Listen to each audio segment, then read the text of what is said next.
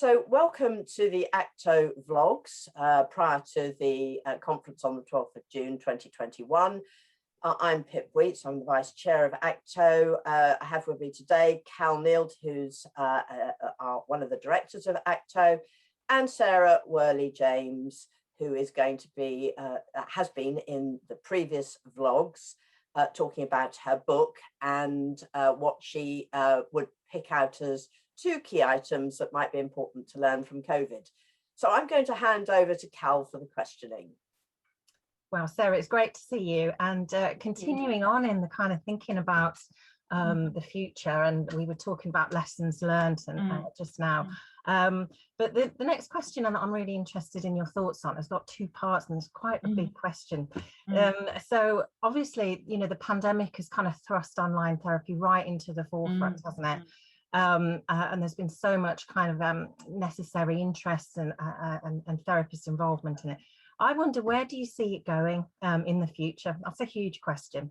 And what do you think therapists should consider, you know, going forward? Absolutely, two very big questions that have me kind of pondering for a while and going in different directions. And what I came back to thinking from I guess a perspective of how this might affect the majority of us.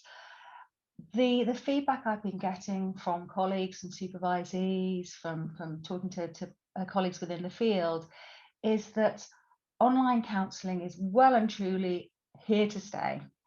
That while many counsellors and therapists are really keen to be getting back to face-to-face because that's something that they really enjoy, and they feel there's a real depth of that relationship, there's been this amazing kind of awakening and recognition that actually online counselling and therapy can really offer an amazing connection, that you can connect at therapeutic depth with a client, that you can express empathy, that you can explore and do some amazing work.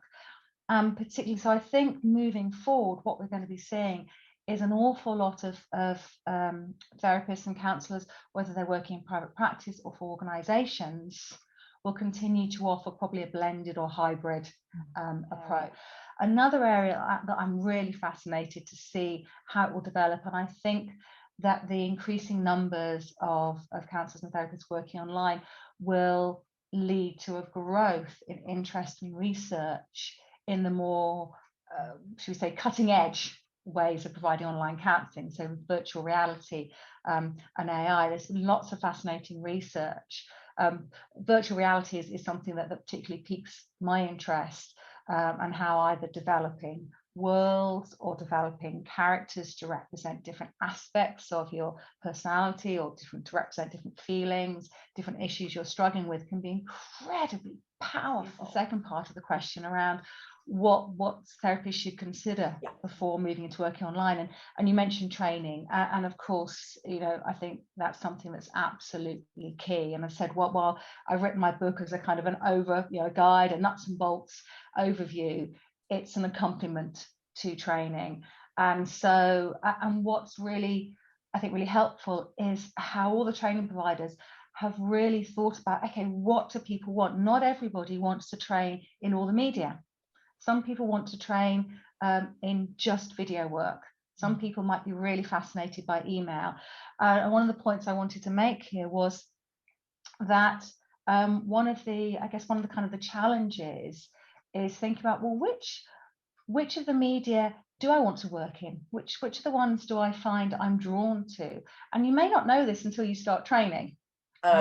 Absolutely. And it's fascinating, particularly, for example, instant messaging. Often people are like, oh gosh, that I actually really enjoy it. I enjoy the immediacy, and a lot of clients who don't want to be seen for lots of reasons, they want the immediacy of the relationship. That's fascinating. I think it's really interesting you mentioning that, because obviously the pandemic has been a real eye-opener, hasn't it? You know, both for therapists and for clients. You know, the population has kind of become much more aware of what might be possible using technology, but still, without training, I guess some of those some of the opportunities don't become apparent, and it's through training that you kind of learn about the absolute possibility. Absolutely, and I think probably I'm conscious of the time, so maybe one final point, Cal, that I think is useful to make is that one of the benefits of going on a training course is understanding how to identify and work effectively, ethically and safely with risk.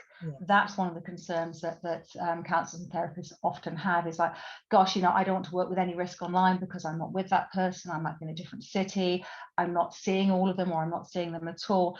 And that's something that's absolutely possible to work safely and ethically. In fact, Andrew Reeves did a very interesting article on it in a Therapy Today at the end of last year. And one of the reasons I've devoted a whole chapter on this in my book as well. It's an area where counsellors, they're going to need that support with. So again, this is why it's really important to have supervision with an experienced and trained online supervisor who understands and can support you